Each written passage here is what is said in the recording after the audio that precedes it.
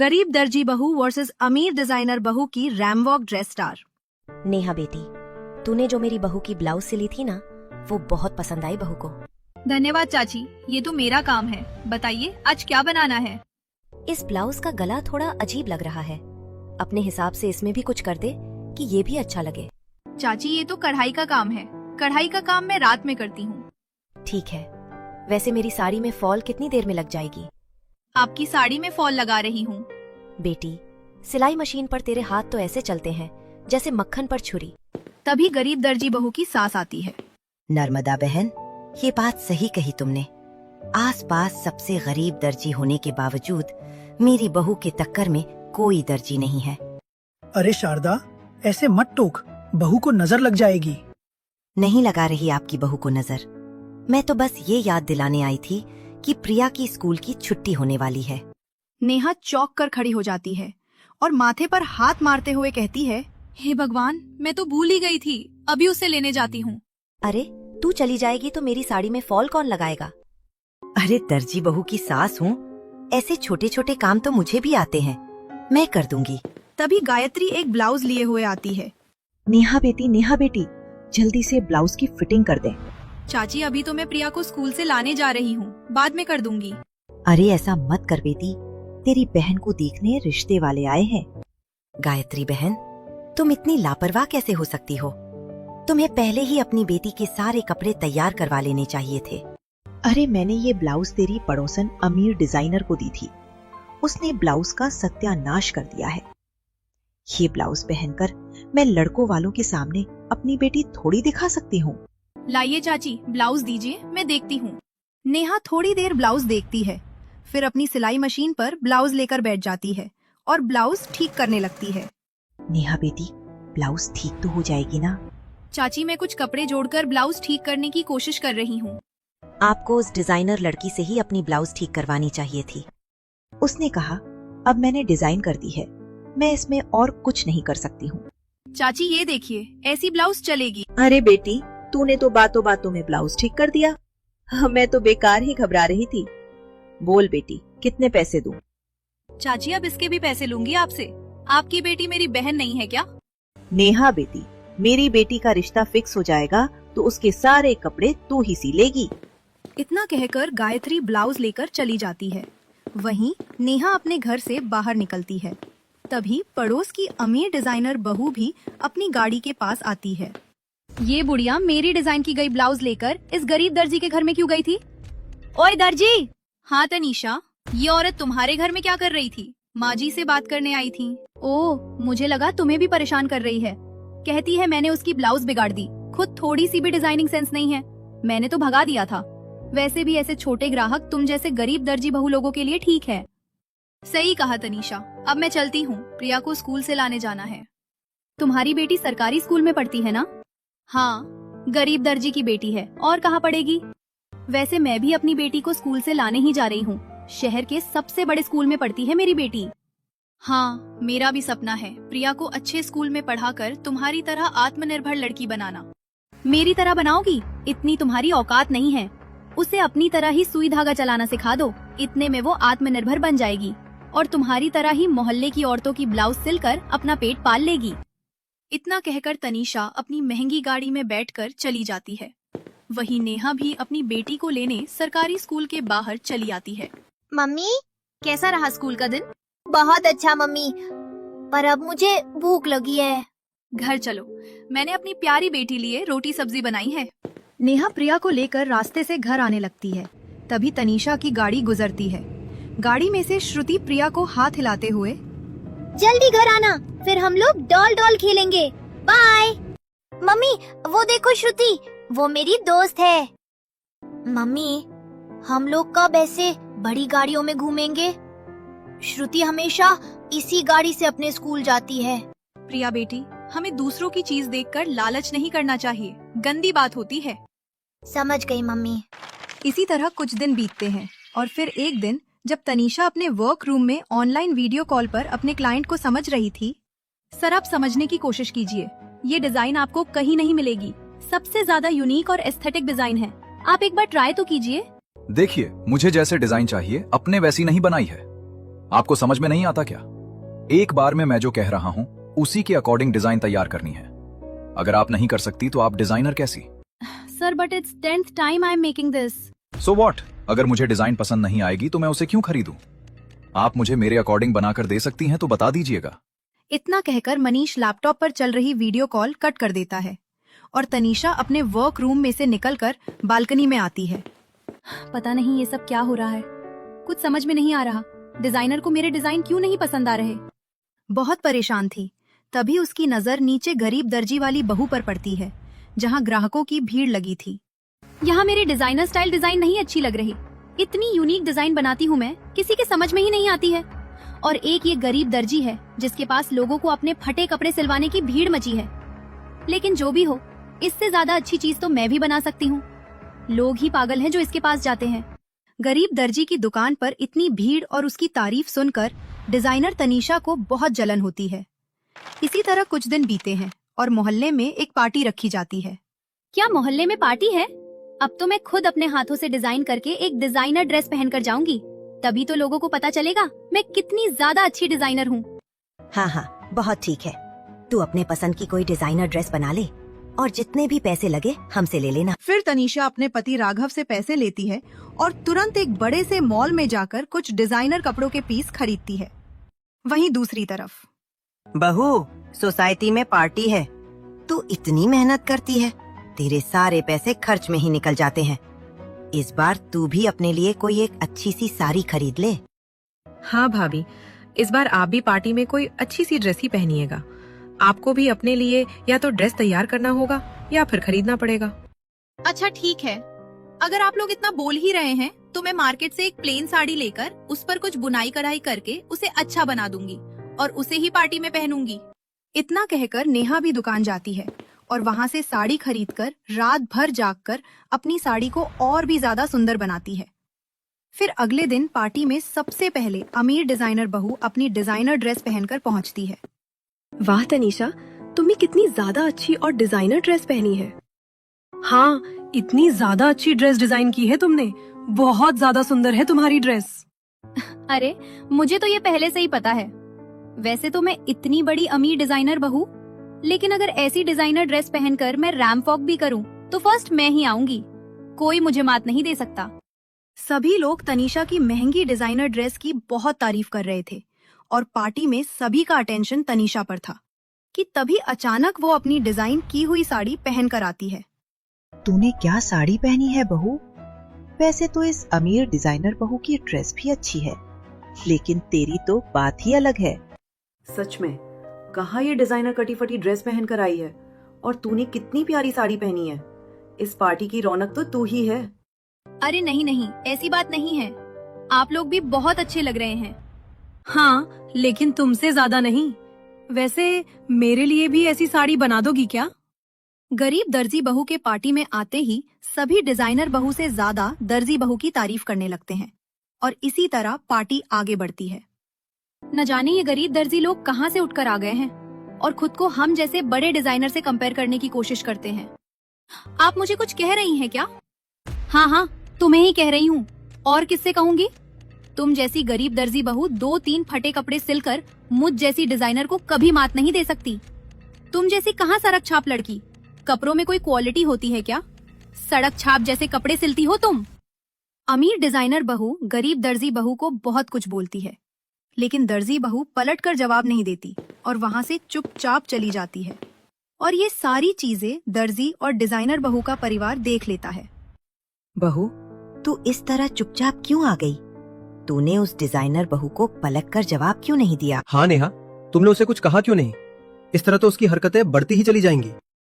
मैं बेशक उसे कुछ कहती, लेकिन अगर मैं जवाब देती तो झगड़ा बढ़ जाता और इतनी बड़ी पार्टी का माहौल खराब करना सही नहीं था। इस वजह से मैंने उसे कुछ नहीं कहा। वहीं दूसरी तरफ बहू, तू एक बड़ी डिजाइनर है, लेकिन इसका ये मतलब नहीं कि तू किसी दर्जी के साथ इस तरह की बदतमीजी करे। हाँ तनीषा, तुम्हें इतना सब कुछ नहीं कहना चाहिए था उसे। आखिरकार उसने किया ही क्या है? और फिर ये तो लोगों की मर्जी है ना कि उन्हें क्या पसंद आता है और क्या नहीं। हाँ बहू, किसी भी कला को सीखने के बाद उस पर इस तरह घमंड करना अच्छी बात नहीं है। ये घमंड कला के निखार को खराब कर देता है। तूने अपने पसंद की ड्रेस बनाई और उसने अपने पसंद की। तू उसे ये सब कहती, अगर वो भी चाहती तो जवाब दे सकती थी, लेकिन उसने ऐसा नहीं किया। देखिए मम्मी जी, उसने जवाब न देकर पार्टी में बखेड़ा होने से बचाया, लेकिन मैंने भी पार्टी में कोई बखेड़ा नहीं खड़ा किया है और वो मुझसे अच्छी ड्रेस कभी बना ही नहीं सकती। अब देखिएगा मैं कितनी अच्छी ड्रेस डिजाइन करती हूँ। तनीषा किसी की बात नहीं समझती है और इतराते हुए गुस्से में वहां से चली जाती है।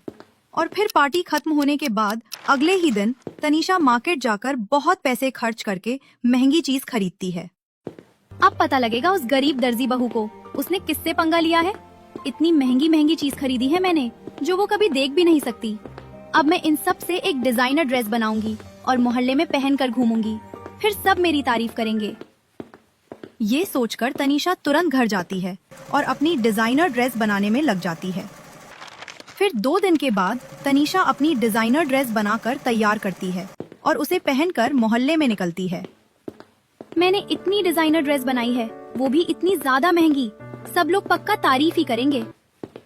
तनीषा ये सोच रही थी कि तभी मोहल्ले की कुछ औरतें उसे देख लेती हैं। अरे बहू, तूने ये ड्रेस कहाँ से खरीदी है? अच्छी है ना, मैं खुद बनाई है। अरे नहीं नहीं, ऐसी ड्रेस वो भी अच्छी। ऐसा लग रहा है कहीं से चूहे ने कुतर दिया है। सच में ड्रेस हो तो दर्जी बहू की तरह हाथों से बनाकर एकदम मजबूत और सिंपल गुड लुकिंग ड्रेस तैयार करती है, तेरी तरह नहीं। अरे हाँ, वही तो एक तू है जो अपने घर वालों का न जाने कितना पैसा बर्बाद करती है, और एक वो गरीब दर्जी बहू जो अपने ससुराल की जिम्मेदारियां भी निभाती है।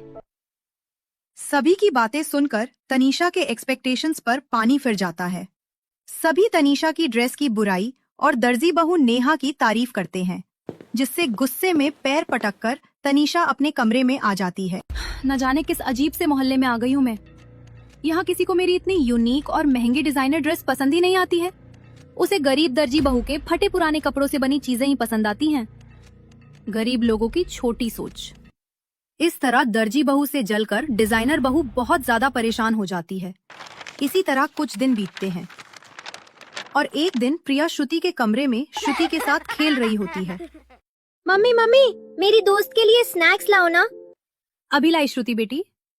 ये देख, मेरी डॉल बात भी करती है। ये मेरी डॉल मम्मी ने अपने हाथों से बनाई है। ये तो बहुत अच्छी डॉल है, मेरी डॉल से भी अच्छी है। चल हम दोनों मेरी डॉल से खेलेंगे। श्रुति प्रिया की डॉल से खेलने लगती है। तभी तनीषा आती है। श्रुति बेटी, ये तुम्हारे और तुम्हारी दोस्त, तुम यहाँ क्या कर रही हो? मम्मी ये देखो, प्रिया की डॉल। प्रिया की मम्मी ने अपने हाथों से बनाई है। तुम भी मेरे लिए अपने हाथों से ऐसी डॉल बना दो ना। श्रुति, ये गंदे कपड़ों की डॉल बेकार है। तुम्हारे पास तो ब्रांडेड डॉल है, उससे खेलो।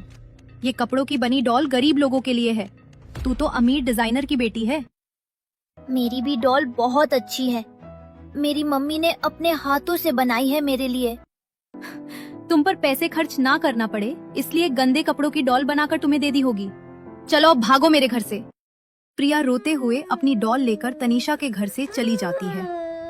मम्मी, तुमने मेरी दोस्त को भगा क्यों दिया? श्रुति, तू अमीर डिजाइनर की बेटी होकर इस गरीब दर्जी की बेटी से दोस्ती करेगी? ये लोग गंदे लोग हैं। देखा नहीं उसके कपड़े कितने गंदे हैं और तुम्हारे कपड़े कितने साफ हैं। मम्मी, प्रिया तो मेरी दोस्त है ना। मेरी बेटी गरीब, गंदे लोग कभी किसी के दोस्त नहीं होते हैं। तुम भी इससे दोस्ती तोड़ दो और कभी उसे घर मत बुलाना, और ना ही उसे खेलने के लिए अपने खिलौने देना। तनीषा श्रुति को गरीब दर्जी की बेटी प्रीति के खिलाफ भड़का रही थी। तभी तनीषा की सास मालिनी आती है। तनीषा बहू, तू श्रुति को नेहा की बेटी के खिलाफ क्यों भड़का रही है? दोनों बच्चों की दोस्ती खराब हो जाएगी। मम्मी, उस गरीब दर्जी की बेटी मेरी बेटी से दोस्ती करने के लायक नहीं है, इसलिए मैंने उसे भगा दिया। और बच्चों को तो ऐसे ही समझाना पड़ता है। तनीषा बहू, मुझे तो ये समझ नहीं आता, तू बेचारी उस गरीब दर्जी से इतना जलती क्यों है? मैं क्यों उस गरीब दर्जी से जलूंगी? मेरा उसका क्या कंपटीशन है? मैं अमीर डिजाइनर हूँ, वो एक छोटी गरीब दर्जी। भाभी, फिर भी गरीब दर्जी की सिली हुई ड्रेस आपकी डिजाइन की हुई ड्रेस से बहुत अच्छी होती है। सभी को उनकी सिली हुई ही ड्रेस पसंद आती है। वो इसलिए क्योंकि यहाँ कोई डिजाइनर कपड़े पहना ही नहीं है। बस मुझे एक मौका मिले जहाँ मैं अपनी डिजाइनिंग स्किल दिखा सकूं, फिर मैं बताती हूँ गरीब दर्जी बहू अच्छी है या डिजाइनर बहू। फिर इसी तरह दिन बीतते हैं और दर्जी बहू अपनी मेहनत से पैसे जुटाकर अपनी बेटी का एडमिशन अच्छे स्कूल में करवा देती है। और जब ये बात डिजाइनर बहू को पता चलती है, अच्छा तो ये गरीब अब मेरी बराबरी करना चाहती है, अपनी बेटी का एडमिशन मेरी बेटी के स्कूल में करवाकर। इसे तो मैं सबक सिखाती हूँ। कल ही इसकी बेटी को धक्के मारकर स्कूल से निकलवा दूंगी, तब आएगा मजा। ये सोचकर तनीषा सो जाती है और फिर अगली सुबह अपनी बेटी को छोड़ने के लिए स्कूल जाती है। तभी उसकी नजर प्रिया पर पड़ती है।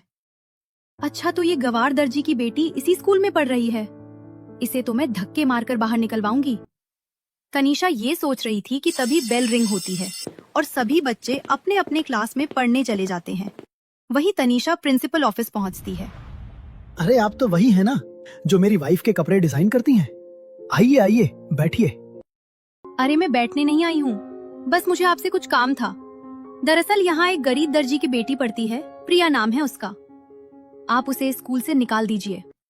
लेकिन ऐसा क्यों? वो तो बड़ी ही समझदार और जीनियस बच्ची है। साथ ही उसकी माँ भी टाइम पर फीस जमा कर रही है। देखिए वो जो भी हो, लेकिन एक बात याद रखिएगा, आपकी वाइफ के कपड़े मैं ही डिजाइन करती हूँ। और सुना है अगले ही महीने आपको किसी शादी में भी जाना है, तो अगर मैं ये कपड़े डिजाइन ना करूँ तो फिर इल्जाम तो आप पर ही आएगा। अब गुस्सा क्यों होती हैं? मैं अभी निकलवा देता हूँ उसे स्कूल से। लेकिन आप मेरी वाइफ के कपड़े अच्छी तरह डिजाइन कीजिएगा, वरना वो मुझे बोलेगी। इस तरह तनीषा प्रिंसिपल से बात करके प्रिया को स्कूल से निकलवा देती है। लेकिन ऐसा क्यों? आखिर मैंने क्या किया? मुझे स्कूल से मत निकालिए। देखो प्रिया, मैं आपको स्कूल से नहीं निकालना चाहती, लेकिन ये प्रिंसिपल सर का ऑर्डर है। आप अपना सामान पैक करके घर चली जाइए। टीचर प्रिया की बात नहीं सुनती है और प्रिया को आखिर में रोते रोते स्कूल से वापस घर आना पड़ता है। घर आते ही वो सारी बातें अपनी माँ को बताती है। क्यों? लेकिन ऐसा क्यों नहीं? ऐसा नहीं हो सकता। मैं बहुत मेहनत से एक एक रुपया जोड़कर तेरा एडमिशन करवाया है। मैं अभी प्रिंसिपल से बात करती हूँ, चल तू मेरे साथ। रोती हुई प्रिया को लेकर नेहा तुरंत प्रिंसिपल ऑफिस जाती है। सर आप ऐसा नहीं कर सकते, इस तरह अचानक बीच क्लास से नहीं निकाल सकते। देखिए, हमने जिस क्लास में आपकी बेटी का एडमिशन लिया था उसकी सीट फुल हो चुकी थी, पर हमने ध्यान नहीं दिया। अब मैं कुछ नहीं कर सकता। आप अपनी बेटी को लेकर चली जाइए यहाँ से। इतना कहकर प्रिंसिपल नेहा को वहाँ से भेज देता है। फिर नेहा इमोशनल होकर घर आ जाती है। माँ, क्या अब मैं कभी भी उस स्कूल में नहीं जा पाऊंगी? भाभी बात तो सही है, अब इसका क्या होगा? अगर ये अपने पुराने वाले स्कूल में जाएगी तो सभी इसका मजाक उड़ाएंगे और ये अपनी पढ़ाई पर फोकस नहीं कर पाएगी। नहीं, मैं ऐसा नहीं होने दूंगी। मैं भले अच्छी तरह नहीं पढ़ी और अपने सपनों को पूरा नहीं कर पाई, लेकिन मैं अपनी बेटी को अच्छी एजुकेशन दूंगी और उसके लिए मुझे चाहे जितनी मेहनत करनी पड़े मैं करूंगी। इसके बाद नेहा रात दिन मेहनत करने लगती है और मौके की तलाश में रहती है जिससे वो अपनी बेटी को एक अच्छी एजुकेशन दे सके। इसी तरह दिन बीतते हैं और फिर एक दिन सोसाइटी में डिजाइनर रैंप वॉक के कार्ड बांटे जाते हैं। और जब ये बात दोनों बहू को पता चलती है, यही वो मौका है जहां मैं अपनी काबिलियत सभी को दिखा सकती हूँ। अगर इस रैंप वॉक में मैं जीत गई तो मेरी ड्रेस और मैं भी साथ में फेमस हो जाऊंगी। मैं इसमें जरूर पार्टिसिपेट करूंगी। ये सोचकर तनीषा तुरंत अपनी डिजाइनर ड्रेस बनाने के लिए शॉपिंग करने मॉल पहुंचती है। आप पैसों की चिंता मत कीजिए, मैं बहुत अमीर डिजाइनर हूँ। आप बस मुझे महंगे और अच्छे स्टोन दिखा दीजिए जो मैं अपने डिजाइनर ड्रेस पर लगा सकूं। साथ ही कोई अच्छा सिल्क का कपड़ा भी। तनीषा की बात सुनकर शॉपकीपर उसे अलग अलग चीजें दिखाता है और तनीषा महंगी महंगी शॉपिंग करके घर लौटती है और अपनी डिजाइनर ड्रेस बनाने में लग जाती है। वहीं दूसरी तरफ, अरे बहू, तू भी तो इतनी अच्छी साड़ी और ड्रेस बनाती है। तूने नहीं लिया क्या डिजाइनर रैंप वॉक कंपटीशन में पार्टिसिपेट? क्या? Designer ramp walk? इसके बारे में तो किसी ने मुझे नहीं बताया। अरे ऐसे कैसे? सोसाइटी के हर घर में पंपलेट बटे हैं। वैसे तू भी इसमें पार्टिसिपेट कर ले। जीतने पर 10 लाख रुपए का इनाम है। इस तरह नेहा सभी के साथ सब्जियां खरीदती है और वापस घर लौटती है और घर वालों को रैंप वॉक कंपटीशन के बारे में बताती है। भाभी, आपको इस रैंप वॉक कंपटीशन में पार्टिसिपेट करना चाहिए। आपकी बनाई हुई रैंप वॉक ड्रेस की टक्कर में कोई ड्रेस नहीं बन पाएगा। मेरे ख्याल से तुम्हें इस कंपटीशन में पार्टिसिपेट कर लेना चाहिए। अगर तुम जीत गई तो इनाम के पैसों से अपनी बेटी को अच्छी एजुकेशन दिल पाएंगे और वो अपने सपने भी पूरे कर पाएगी। पर डिजाइनर रैंप वॉक ड्रेस बनाने में तो काफी पैसे लगेंगे, इतने पैसे कहाँ से आएंगे? नेहा का सवाल खत्म ही होता है, पीछे से रामलाल आता है और कहता है, पैसों की चिंता मत करो, मेरी कुछ सेविंग है, वो मैं तुम्हें दे दूंगा। अपने जीवन की सारी जमा पूंजी इकट्ठा करके गरीब दर्जी बहू और सास के साथ इवेंट मैनेजर के पास पहुंच जाते हैं। मुझे इस रैंप वॉक कंपटीशन में भाग लेना है, मेरा नाम भी लिख लीजिए। यहाँ बड़े बड़े डिजाइनर और मॉडल आने वाले हैं। आपको देखकर नहीं लगता कि आप कोई डिजाइनर या मॉडल हैं? शक्ल से तो तुम भी इवेंट मैनेजर नहीं लग रहे, तो क्या है? हमने कुछ कहा, हमारा नाम लिखो। बोलिए, क्या नाम है? इवेंट मैनेजर के पूछे गए सभी सवालों का जवाब नेहा और शारदा दे देते हैं और अपना नाम रैंप वॉक कंपटीशन में लिखवा लेती हैं और सारी जानकारी ले लेते हैं। वहीं दूसरी ओर मेरे पास जितने भी पैसे थे सारी चीजें खरीदने में खर्च हो गए और बची हुई चीजों में पुरानी साड़ी और पुराने कपड़ों से जुगाड़ कर लूंगी। यह सोचकर नेहा भी कंपटीशन में पार्टिसिपेट करने का फैसला लेती है और अपनी सेविंग्स को खर्च करके ड्रेस बनाने में लगने वाले सारे जरूरी सामानों को खरीदती है। लेकिन किसी भी कीमत पर इस रैंप वॉक में जीत कर रहूंगी ताकि मैं अपनी बच्ची को अच्छी एजुकेशन दे सकूं। यह फैसला लेने के बाद नेहा अलग अलग जुगाड़ से अपनी जी जान और कड़ी मेहनत करके रैंप वॉक के लिए सिलकर कपड़े तैयार करती है। तुमने अपनी रैंप वॉक की ड्रेस तैयार कर ली? हाँ, मैंने अपनी रैंप वॉक के लिए ड्रेस तो तैयार कर ली है, पर क्या बहू? मैंने पहले कभी रैंप वॉक नहीं किया है, मुझे रैंप वॉक नहीं आता है। भाभी, अभी हमारे पास बहुत समय है, आप रोज थोड़ी थोड़ी रैंप वॉक की प्रैक्टिस किया करिए। कुछ ही दिनों में आप रैंप वॉक भी सीख जाइएगा। पर मैं सीखूंगी कहाँ से? हमारे पास इतने पैसे कहाँ कि हम कहीं जाकर रैंप वॉक सीख सकें? और फ्री में मुझे रैंप वॉक कौन सिखाएगा? मुझे तो ये भी नहीं पता रैंप वॉक होता कैसा है। मैंने तो बस ड्रेस अच्छी बना दी। बहू, ये नए जमाने का खेल तो मुझे नहीं पता, पर ड्रेस तूने कपड़े बहुत अच्छे सिले हैं। अब बस सीख ले, चलना ही तो सीखना है, जैसे भी चलना सीखना है। भाभी, आप YouTube से रैंप वॉक सीखिए। YouTube पर एक से एक मॉडल फ्री में रैंप वॉक सिखाती है। तो फिर ठीक है, कल से मैं रोज YouTube से देखकर रैंप वॉक सीखूंगी। ये बहुत मजा आएगा। अगले दिन नेहा अपनी सिलाई मशीन पर बैठ जाती है और अपना काम करना शुरू करती है। वहीं दूसरी तरफ अमीर डिजाइनर बहू अपनी ड्रेस पर काम कर रही होती है। फाइनली मेरी special ramp walk designer dress तैयार हो गई। अब बस रेड कारपेट पर रैंप वॉक करके आग लगा देनी है। बहू, अगर तू रैंप वॉक में जीत गई तो तेरे डिजाइनर बनने का सपना पूरा हो जाएगा। वैसे भाभी, आपको रैंप वॉक तो करनी आती है ना? बहुत अच्छे से। एक डिजाइनर को रैंप वॉक ना आता हो तो डिजाइनर कैसा? जब मैं डिजाइनिंग कोर्स कर रही थी तो अपने दोस्तों के साथ मॉडल के रैंप वॉक देखने जाया करती थी, तो मुझे रैंप वॉक आती है और प्रैक्टिस करूंगी थोड़ी और परफेक्ट हो जाएगी।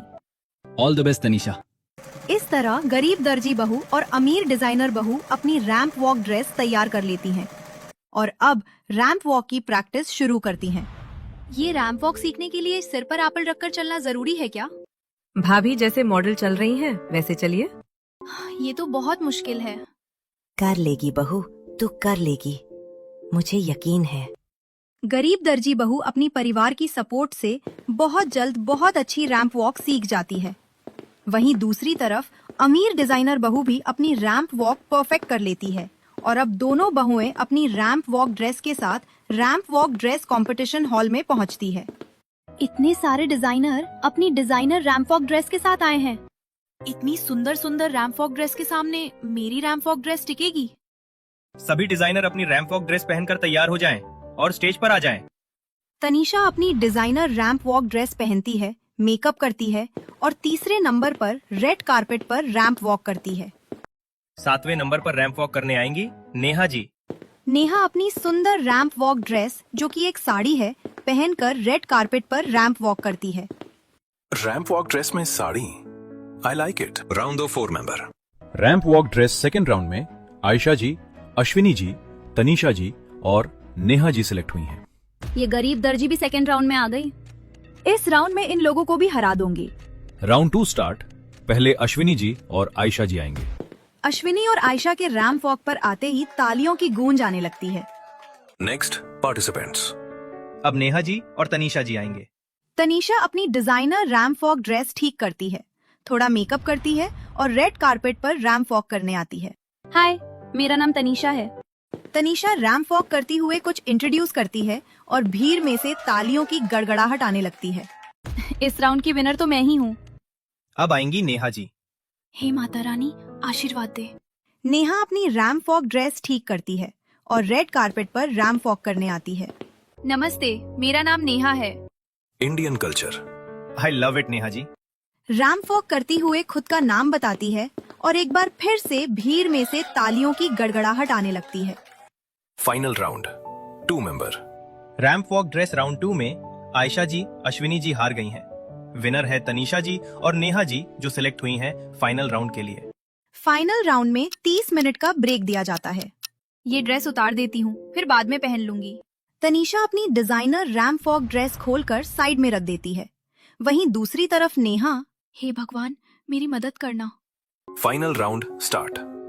सभी कैंडिडेट स्टेज पर आए। तनीषा हड़बड़ी में अपनी डिजाइनर रैंप वॉक ड्रेस पहनती है, स्टेज पर आती है। अरे, ये ड्रेस मुझे फिट क्यों नहीं हो रही है? मुझे ज्यादा फिटिंग नहीं करनी चाहिए थी। तनीषा जी के एक्सप्रेशन सही नहीं है। विनर है नेहा जी। विनर अमाउंट 10 लाख रुपए और best designer award Neha ji को मिलते हैं। नेहा अपनी बेस्ट डिजाइनर अवार्ड तनीषा को दे देती है और विनर अमाउंट की एफडी करवाकर अपनी बेटी प्रिया की एजुकेशन सिक्योर कर देती है।